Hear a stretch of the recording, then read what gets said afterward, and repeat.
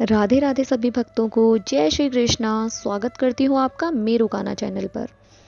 आज का जो टॉपिक है वो उन लोगों के लिए रहेगा जिनके माइंड में कान्हा जी को लेके, लड्डू गोपाल को लेके बहुत सारे डाउट्स हैं, बहुत सारे इश्यूज़ हैं। तो विदाउट स्किप किए पूरी वीडियो देखना, आपके सारे डाउट इस वीडियो के थ्रू क्लियर हो जाएंगे।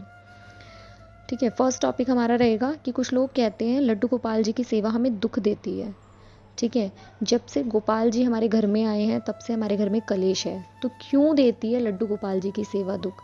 लड्डू गोपाल जी की जो सेवा है वो क्यों आपके लिए कष्टदायी है? ठीक है, सेकंड टॉपिक हमारा रहेगा कि अगर हमारे घर में लड्डू गोपाल जी हैं तो अपने सेवित विग्रह को हम किसी और को दे सकते हैं?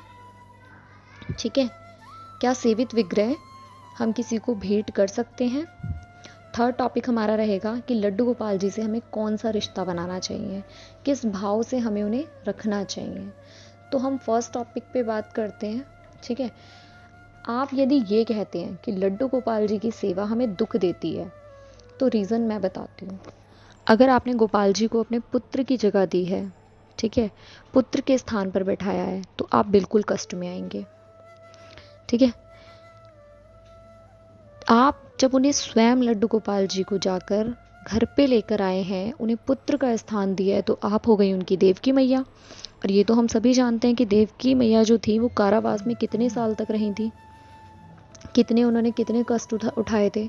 और कई टाइम बाद जाके जब श्री कृष्ण बड़े हो गए थे तब उन्होंने उन्हें कारावास से मुक्त कराया था। तो जब माता देवकी ने इतने कष्ट झेले थे तो कष्ट हमारे जीवन में भी होंगे। ठीक है, और जो मेरी दर्शक हैं, जो अपने कान्हा जी भेंट करना चाहती हैं, जिनके घर में कान्हा जी को लेके, लड्डू गोपाल को लेके बहुत सारे इश्यूज़ हो रहे हैं, तो उनसे मैं एक बात कहना चाहूँगी कि भाग्य की जो गति होती है ना वो बहुत न्यारी होती है। जो भी हमने कर्म किए हैं वो हमारा पीछा कभी नहीं छोड़ते। ठीक है, सबकी हम मदद करें। ठीक है, बुरे कर्म ना करें, गलत कर्मों से हम दूर रहें, डरें, है ना। अब बात ये आती है कि जब हमारे साथ में कोई गलत करता है तो हम कब तक चुप बैठें? सब कुछ भगवान पे छोड़ दीजिए, क्योंकि भगवान जब जवाब लेता है ना तो किसी को बोलने लायक नहीं छोड़ता। जब हम ठाकुर जी की सेवा लेने जाते हैं तो हम उन्हें नहीं चुनते, हमारे बस में नहीं है भगवान को चुनना। भगवान स्वयं हमें अपनी सेवा के लिए चुनते हैं। ठीक है, कुछ लोग बोलते हैं कि अभी हमारे जो कान्हा जी हैं उनके फेस काफ़ी डल हो गया है, चमक चली गई है, क्या हम इसे विसर्जन करके बड़े ले आए?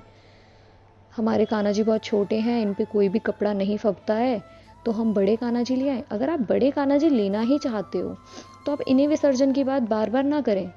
आप 2-3 कान्हा जी घर पे रख सकते हो, जैसे बच्चे भी तो 2-3 घर पे होते हैं ना, लेकिन समान रूप से उन्हें प्यार करा जाता है, समान रूप से उनकी सेवा होती है। आप इसी तरीके से 2-3 कान्हा जी भी घर पे रख सकते हो। ठीक है, जो भगवान है वो भाव से सुंदर होते हैं। अगर आपकी सेवा अच्छी होगी, आपके भाव अच्छे होंगे, तो आपको किसी उपटन या किसी चंदन की भी ज़रूरत नहीं होगी। ठीक है, जब आप उनकी सेवा लेने जाएं तो आप उनसे मित्र का संबंध बना लें, भाई का संबंध बनाएं, पुत्र का स्थान उन्हें ना दें। क्योंकि यदि आप उन्हें पुत्र का स्थान दोगे तो कष्ट तो आपको भोगने पड़ेंगे, क्योंकि भगवान श्री कृष्ण ने जितनी लीलाएं करी हैं उतनी लीलाएं तो आज तक किसी ने नहीं करी। पहली बात तो आपको उन्हें दान करना नहीं चाहिए। अब आते हैं दान करने के टॉपिक पे, तो भगवान जो है वो कोई दान करने की वस्तु नहीं है जिन्हें दान किया जाए, जिन्हें भेंट में दिया जाए। यदि फिर भी आप किसी को देना चाहते हैं तो पहले आप परख लीजिए कि वो इंसान है कैसा। आपके लड्डू गोपाल का चारों पहर वो भोजन, मतलब चारों पहर का जो भोग है वो उन्हें लगा पाएगा, नहीं लगा पाएगा, सेवा टाइम से कर पाएगा, नहीं कर पाएगा। क्योंकि जब हम अपनी बेटी की जब शादी करते हैं तो हम ये चीज़ देखते हैं, बहुत अच्छे से जांच परख भी कर लेते हैं कि जिस घर में वो जा रही है वो घर कैसा है। ठीक है, वो खुश रह पाएगी, नहीं रह पाएगी, वहाँ के लोगों का व्यवहार कैसा है, स्वभाव कैसा है। तो ये तो आपके बेटे की बात रही, है ना। माँ तो बेटे से बिल्कुल ही दूर नहीं रह सकती। तो बाकी आपकी सोच पर निर्भर करता है, क्योंकि अगर भेंट जो लेने वाला व्यक्ति होता है वो बहुत भाग्यशाली होता है, क्योंकि खुद कान्हा जी चलकर उनके पास आ रहे होते हैं सेवा के लिए। और जो भेंट देने वाला व्यक्ति होता है, यदि कोई कठिनाई इनको होती है, ठीक है, कोई मुसीबत आती है, चारों पैर का भोजन नहीं मिल पा रहा, या जिस तरीके से वो वहाँ रह पा रहे थे उस तरीके से यहाँ नहीं रह पा रहे, या कोई भी प्रॉब्लम आती है तो कठिनाई उनको हो सकती है। अब निर्णय आपके हाथों में है कि आपको करना क्या है। आशा करती हूँ इस वीडियो के माध्यम से आपको अपने के सारे डाउट्स, सारे इश्यूज़ क्लियर हो गए होंगे।